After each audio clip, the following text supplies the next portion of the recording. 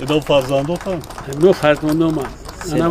اونوای نویره ارسیمه 105 نویره دارم 44 تا اویره دارم از قضام برای همین کشونه مکتب اومده است چرا کاری ثواب کردین فهمیدی همتون کاری ثواب کردین 100 سالها دوام میکنند رحمت این کاری ثواب این کاری خیر بعد 11 سال از اینجا یک انسانی کامل میبرد شریعت هم همین میگه توجیه که ذره همین ذره اینا اگه ناموس داشته باشه ذره همین قطره خونی توجیه داشته باشه باید برای وطنش برای پیشرفت دولت و ترقیات کشورش و سطح صفتی زندگی ملتی توجیه سهمزار باشه میگم رحمت با پدر و مادر هر اویده داشته